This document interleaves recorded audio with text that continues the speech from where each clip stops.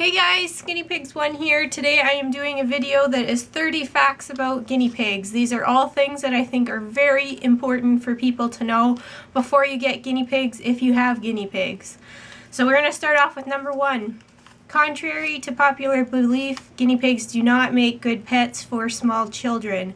There should always be an adult that is in charge and wants them as well, and they should never be kept in a small child's bedroom. They need to be in a family area where everybody keeps track of their health and what they are being fed. 2, you should always adopt your pigs in pairs or more. They are social creatures. They need another guinea pig to thrive. 3, if you're keeping them in same-sex pairs, that's great. If you want to do a male and a female, one of them or both need to be spayed or neutered. 4, you have to house them in large cages. Pet store cages just do not cut it. Guinea pigs love to exercise and they need lots to do for their mental stimulation. 5, you cannot use exercise balls or wheels in their cage or on the floor. They have fragile spines and you're making them bend a way they shouldn't. 6, hay needs to be available at all times. There's no excuse for it to be run out or to not feed it at all. It's 80% of their diet. It keeps their teeth trim and their tummies happy.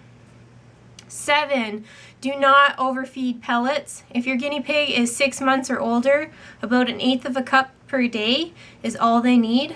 Do not free feed your pellets. This is super important. It's only 5% of their diet. Don't overdo it.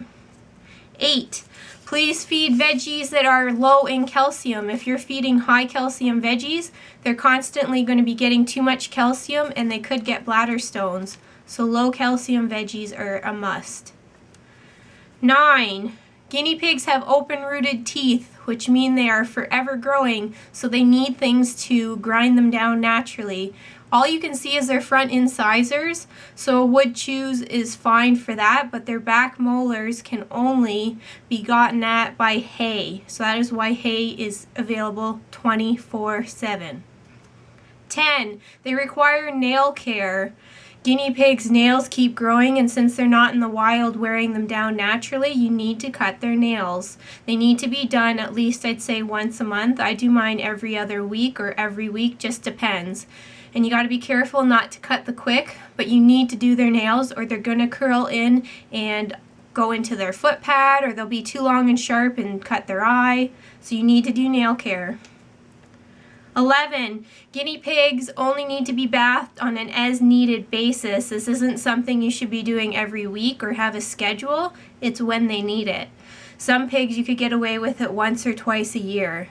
Longer-haired piggies, sure, they're going to need a bath more often, but do not overdo it. You don't want to dry their skin out and stress them out. 12, kind of going with the last thing, you must use guinea pig safe products on guinea pigs. Human products are not for guinea pigs.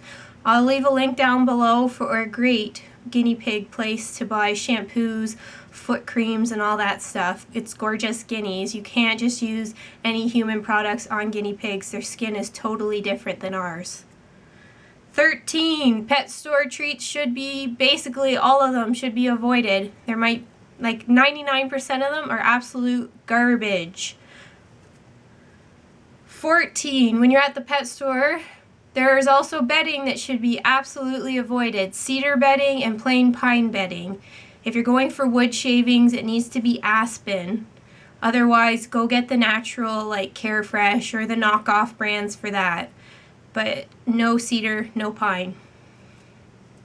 15, guinea pigs have poor depth perception, meaning they can't really tell how far away things are from them.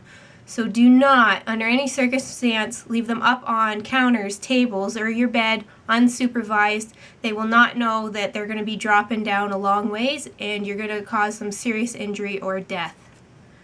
16, guinea pigs are not jumpers or climbers. They have short little legs, they're low to the ground. So be careful when you're using ramps or have things for them to jump up or jump off of. They could seriously injure themselves, and as they age, this is going to be very difficult and almost mean for them if you're making them go up a ramp to get their food. 17, I highly recommend filtering your water for your guinea pigs. Some tap water is hard water, meaning it has lots of minerals, including calcium in it. So filtering your water with like a Brita filter is always a great idea, makes it taste better, and takes out a little bit of the calcium. 18, when you're purchasing pellets, do not go for the fun-looking, colorful ones in the pet store that have all the little junky bits. Do not go for the ones with seeds or nuts. You want a plain pellet, a Timothy-based pellet, one that is lower in calcium. 19, it is very important to remember guinea pigs are herbivores, meaning they only eat a plant-based diet. They do not eat dairy, they do not eat breads, they do not eat grains, they do not eat meat. So do not be feeding them your breakfast cereals. Do not be feeding them yogurt drops or milk. Do not be feeding them meat, which has been seen before. Like, do not do that stuff. They don't eat seeds, they don't eat nuts. Plant-based diet. 20, you need to have an exotic vet lined up if you're getting guinea pigs. At some point in their life, they're going to need a vet, and it needs to be exotic. You can't take them to a cat or dog vet. They have no clue about little pets. So it's just pointless, even if they think like, could be this. They don't know. They don't know what to prescribe. They don't know what to do. Has to be an exotic vet. So if you're getting pigs, be responsible and have one lined up. You're going to need it. 21, this is so important. Guinea pigs are prey animals, meaning it's natural for them to be shy, skittish, to run, to hide. So if you're not going to be patient with a little critter that gets nervous and scared easily, they are not for you. 22, if you're going to use fleece for your cage, which is really popular, I love it, you have to use fleece that wicks urine through it and has an absorbent layer underneath. You can't just use fleece. You can't use cotton or flannel. It has to be a fleece that absorbs, like anti-pill or blizzard fleece. And you need like old towels, puppy pee pads, or U-Haul blankets underneath to absorb the urine. If you're just using random fabric, you're going to kill your guinea pig's feet. They're going to get urine scald. So 23, absolutely never ever buy mineral licks or salt licks. If you have those in your cage, chuck them right now. What pet or who needs extra salt in their diet? Nobody does. And all the minerals on that little mineral lick, how do you know what they're getting? They could be overdosing on certain minerals. If you're feeding them a healthy diet of hay, fresh grass, pellets, the minimum pellets, and fresh veggies, there's nothing else they need.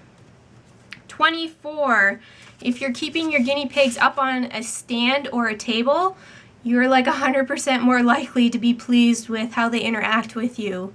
When you are looming over them, when they're down on the floor, you're very intimidating and scary. And when they are up at your level, they definitely seem more calm and tame. 25, fruit is safe for guinea pigs. There's a bunch of fruits that are great for them, but they need to be fed seldom and in small quantities. So fruit, to me, like no more than once a week and just a treat, like half a strawberry or a little slice of apple. Don't overdo it with the fruit. 26, guinea pigs require vitamin C. This is something they cannot manufacture on their own, so you need to be giving it to them. High quality pellets have some, and fresh fruits and vegetables have some. There's some in hay and some in fresh grasses. So you need to make sure they're getting a variety so they get their vitamin C that's required. 27, never ever feed grass that you don't know whether it's been treated or not. There have been many guinea pigs that have got poisoned because the grass was either fertilized or had been sprayed with pesticides. So take grass that you know is safe, 100% no. So I use my own lawn because I know it's never treated. I would never go pick grass on someone else's lawn. You can always buy cat grass, I think it's called, and you can grow it inside. Okay, 28, temperatures for guinea pigs. A good average for their room should be between 68 and 72 degrees. If you have pigs with fur, you don't want to get your room too hot. So like something getting close to the high 70s and 80s, that's getting pretty toasty. So you want to keep it low 70s. For skinny pigs, you can put it up closer to like 74 or 75 degrees. And for the skinny pigs, you definitely don't want it below 70 or they're going to be chilly. So ideally 68 to 72, skinny pigs 72 to 74. 29. Did you know that guinea pigs live on average 5 to 7 years, but it's not unheard of for them to be 8 or 9? And there's even cases of 10 years. So what are you doing in 7 or 8 years? Can you have guinea pigs? If the answer is no, then it's not fair to get them. They're a lifetime commitment. So that leaves us with our last one, which is number 30, that is really important. Last but not least, weighing your guinea pig weekly. Guinea pigs hide illness because they're prey animals. So often, the first sign of illness is weight loss. That's the first thing you're going to notice. So it's good to weigh them weekly, same time. So let's say you weigh them every Monday. Make sure it's every Monday morning, close to the same time, so you're getting a very good base average. And if there's a fluctuation of 50 grams or more, then they should go into the vets to make sure something isn't wrong. So anyway, hope that was helpful. If you want to know more on any of those numbers of why this is that, then leave a comment below and I can elaborate. But thanks for watching, guys. See ya!